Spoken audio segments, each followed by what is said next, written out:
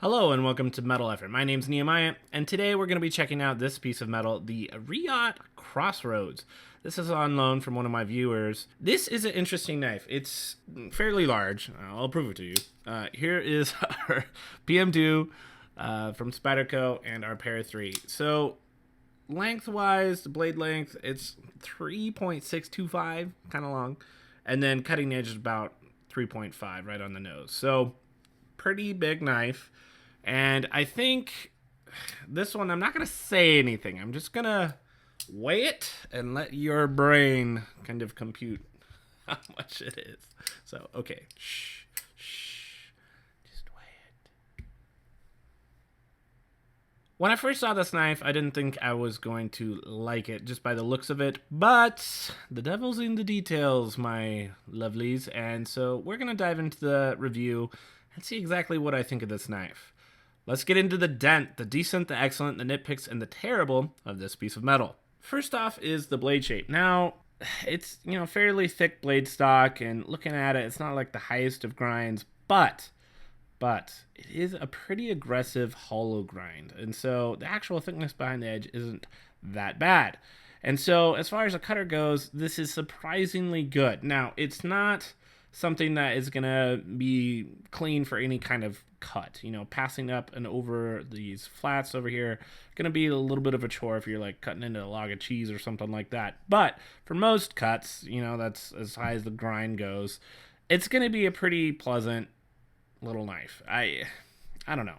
There's different Reate knives where it's like, a Tonto compound grind, recurve craziness. And so here, I'm just simply glad that it's a normally shaped blade that does most of the normal things you need a blade to do.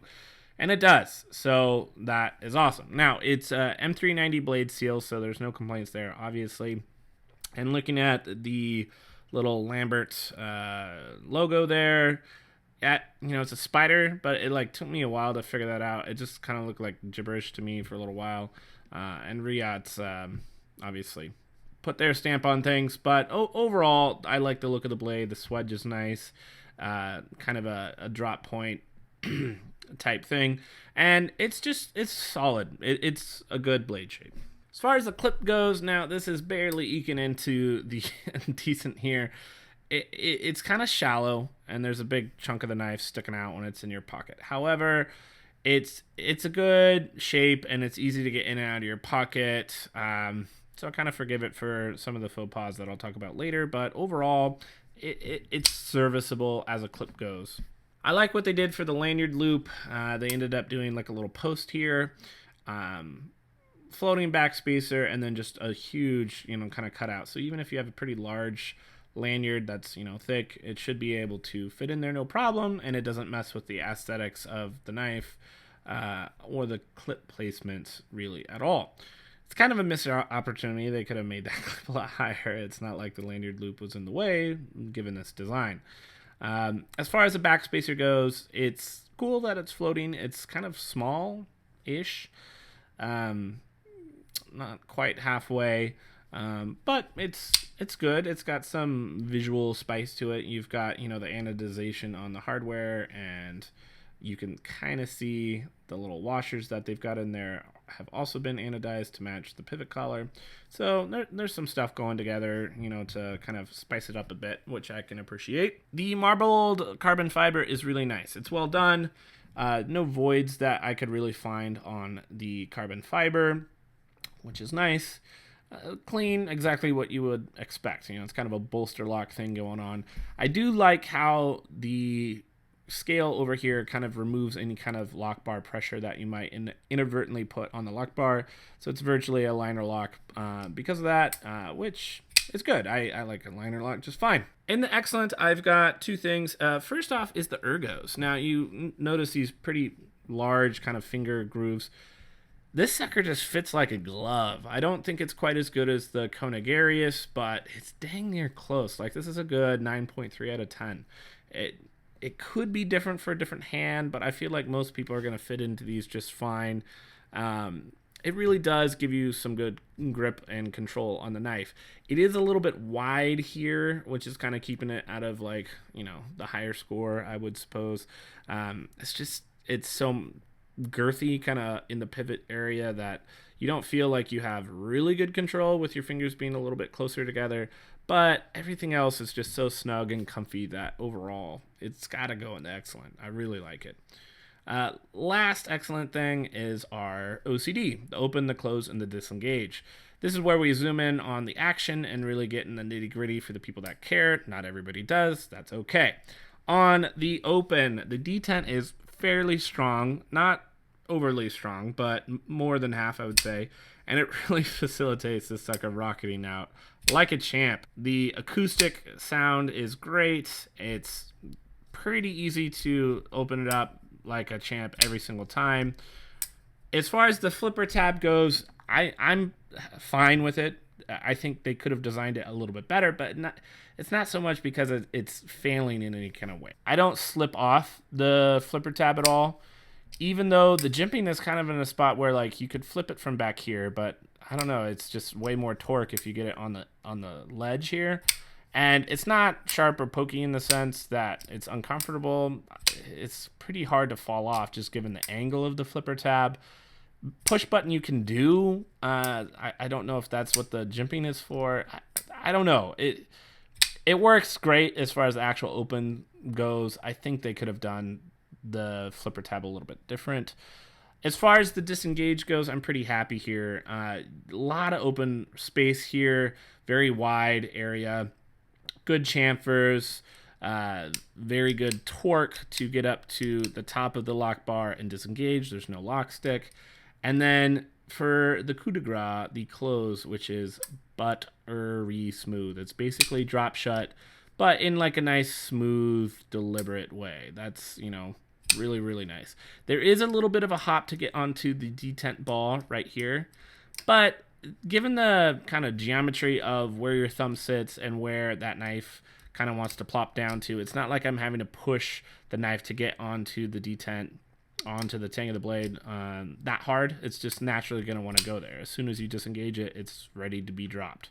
There's not a point where I go here and then I have to kind of push it up and over, and then now it's ready to close at a really shallow angle. So that detent ball jump is not bothering me near as much as it does on a lot of other knives because it's just so quickly onto the top of it. Now, if it's dangling there and you try to drop it, it's going to lock back in place, but it's so hard to not get it here. Here, it's already on the tang of the blade right there, which is really early. So you're not going to run into that problem of it bouncing back and locking into place on you. And that's why it's in the excellent. So all three things are awesome. Nitpicks. Now, the price on this sucker is... it's in the no man's land. It's $375. And this price point, I don't know what it is about this price point, but it drives me crazy. You got M390. Okay, that's cool. That's a premium steel, but there's a lot of really excellent knives that have M390 that are, in the sub 200 range. So what is this doing better than that? I guess the carbon fiber, the marbled carbon fiber is, I guess, what they're kind of justifying here.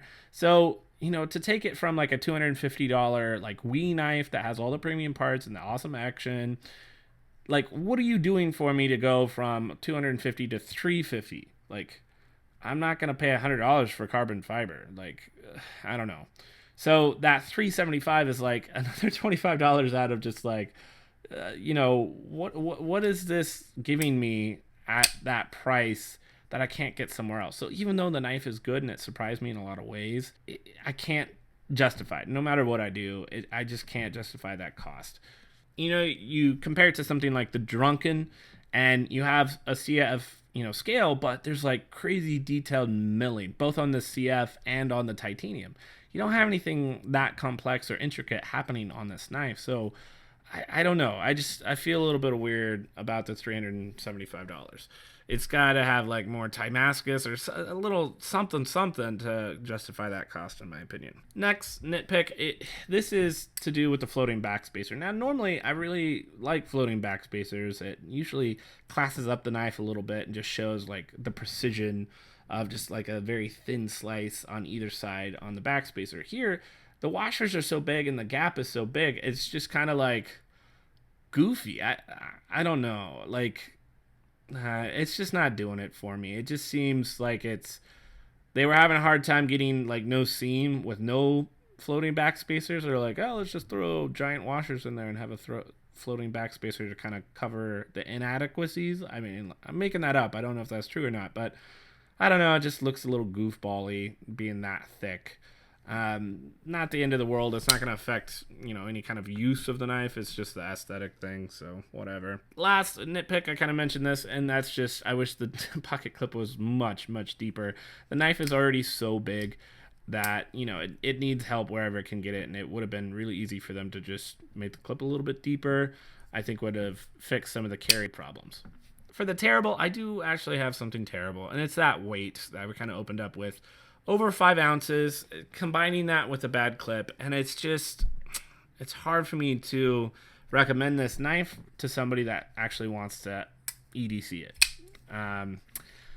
Having a bad clip with a light knife, you can make that work, or vice versa. Maybe it's heavy, but again, if you had the clip a little bit deep carry, maybe it could sit on the bottom of your pocket and not be so like tugging on your pocket so much.